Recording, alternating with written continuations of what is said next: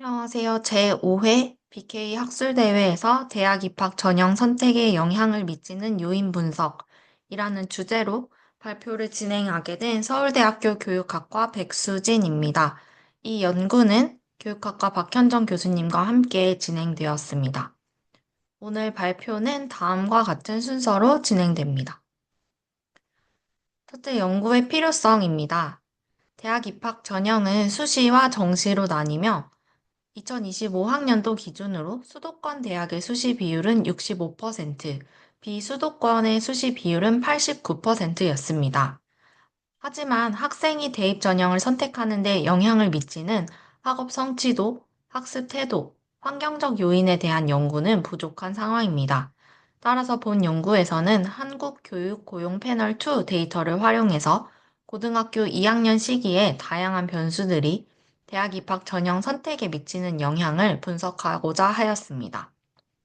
기존 선행 연구에서는 대입 전형 선택에 영향을 미치는 주요 요인으로 가구 소득, 부모 학력, 사교육비, 학부모 요청에 의한 학교 교사와의 상담 빈도 등의 가정 및 부모 요인, 학업 성취도, 내재적 동기, 공부 시간, 사교육 시간, 교내 활동 등의 개인 특성 요인, 거주 지역, 고교 유형 등의 지역 및 학교 요인 등을 제시하고 있습니다.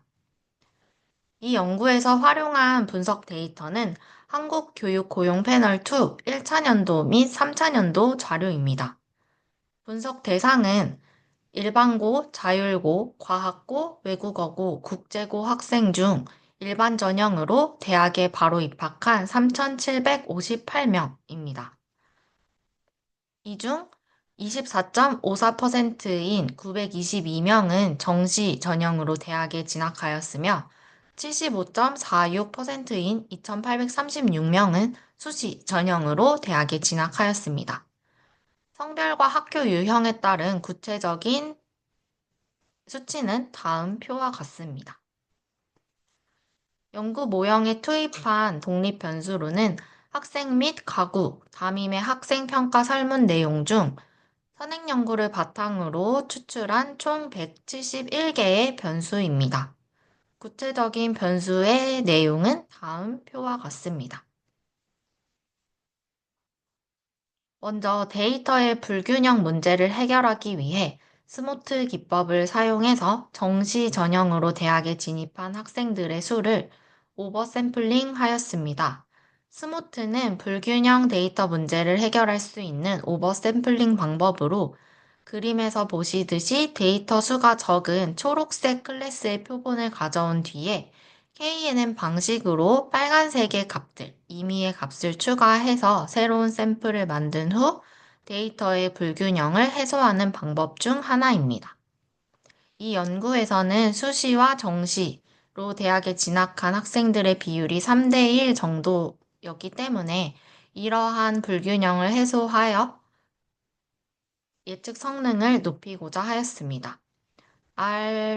스모트 패밀리 패키지 안에 스모트 함수를 사용하였으며 기존에 불균형했던 데이터를 전처리 후에 균형 있게 맞춘 후 분석을 실시하였습니다.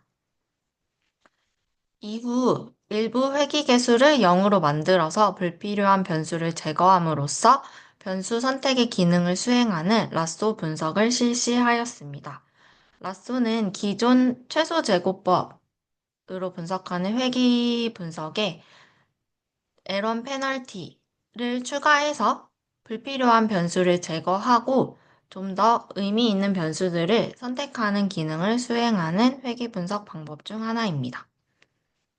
라쏘 분석을 위해서는 KNN 방법을 통해 결측치를 대체하였고 변수 스케일에 영향을 받을 수 있기 때문에 모든 변수를 표준화한 후에 모형을 투입하였습니다.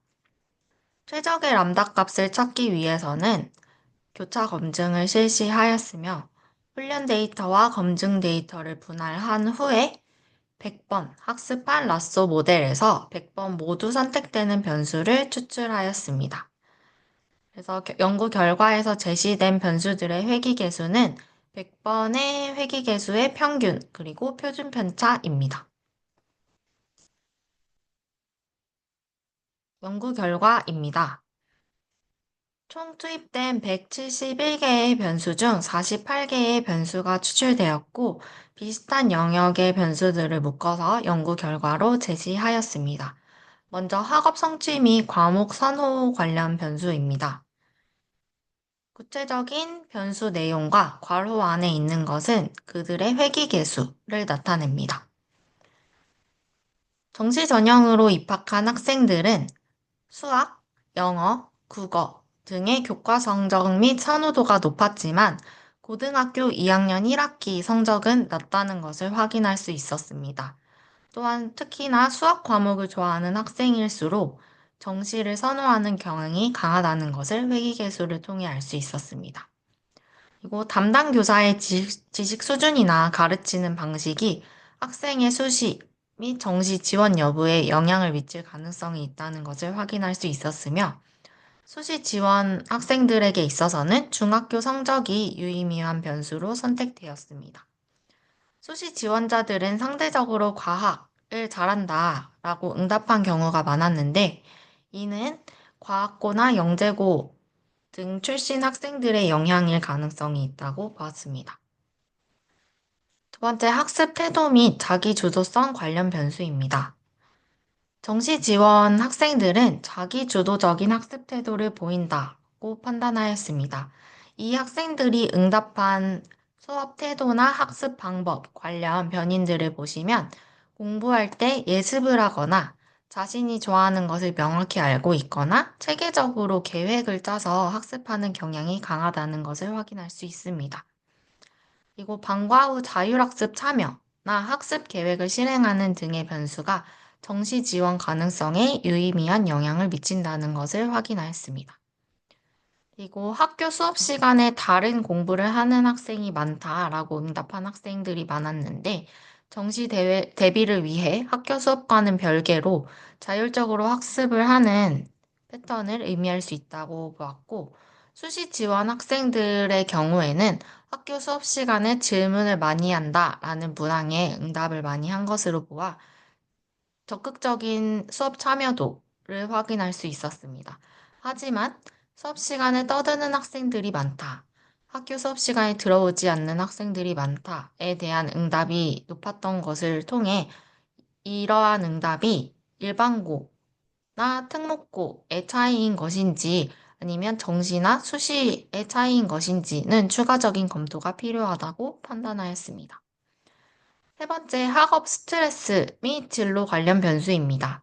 정시 지원자들은 진로에 대한 고민이 상대적으로 덜 하고 비교적 명확할 가능성이 있다고 보았습니다. 반면에 수시 지원하는 학생들은 학업 스트레스를 상대적으로 강하게 받으며 다양한 진로를 고민하고 있다고 볼 수 있었습니다.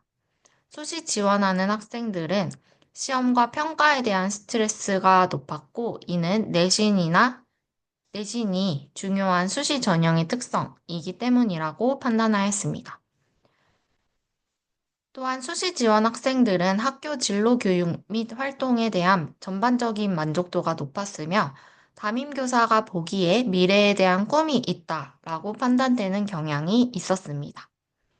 마지막으로 친구 관계나 사귀는 사람 문제 등의 사회적 요인과도 연결될 가능성이 있다고 보았습니다.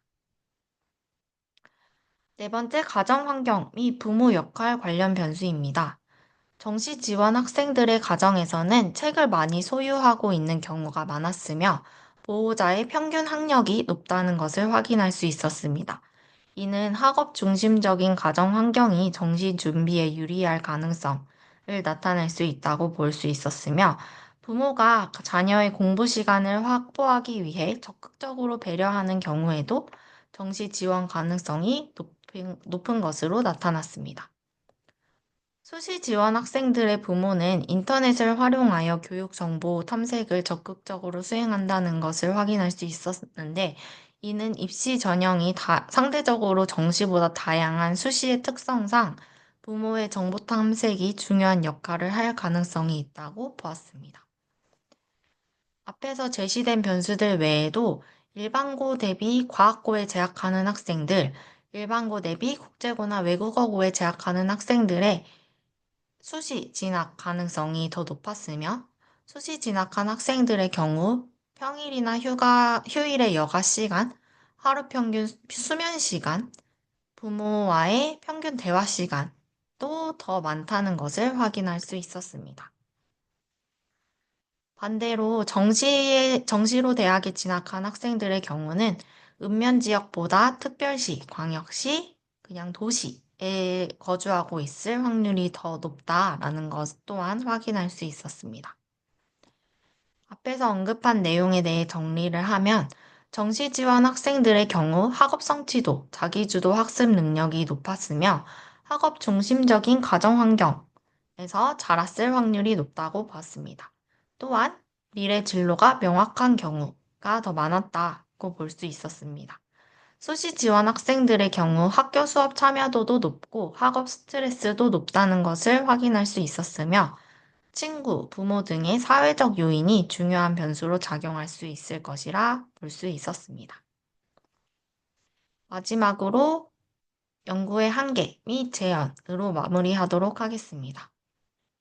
이 연구에서의 수시 전형은 학생부 교과 전형과 학생부 종합 전형을 구분하지 못하고 있습니다. 하지만 교과 전형과 종합 전형의 차이가 크기 때문에 이를 구분하여 분석하는 추가 연구가 필요하다고 보았습니다. 또한 정시 전형의 경우는 재수나 삼수로 인해 유입되는 학생들도 더 많다고 볼 수 있습니다. 현재는 정시로 처음에 대학에 입학한 학생들의 데이터만을 분석하였기 때문에 4차년도, 5차년도 데이터를 좀 더 분석하는 것이 필요합니다. 이 연구에서는 불균형 데이터 전처리 방법으로 스모트 기법만을 활용하였지만 이 외에도 다양한 오버샘플링, 언더샘플링, 하이브리드 방법 등이 존재합니다. 다양한 불균형 데이터 전처리 방법을 비교 분석하여 최적의 기법을 선택한 후에 연구를 진행하는 것이 필요합니다. 마지막으로 라쏘 분석으로 인한 한계입니다. 라쏘는 변수 간 상관관계가 높은 경우에는 중요한 변수를 놓치거나 불필요한 변수를 선택할 가능성이 있습니다. 따라서 대안적인 방법 등을 통한 추후 분석이 필요하며 해당 변수들이 선택된 것이 대입 전형 선택에 직접적인 영향을 미치는지 또는 다른 주요 변수와 높은 상관관계를 가지는지 등 추가 분석이 필요합니다. 네, 발표는 여기까지 하겠습니다. 감사합니다.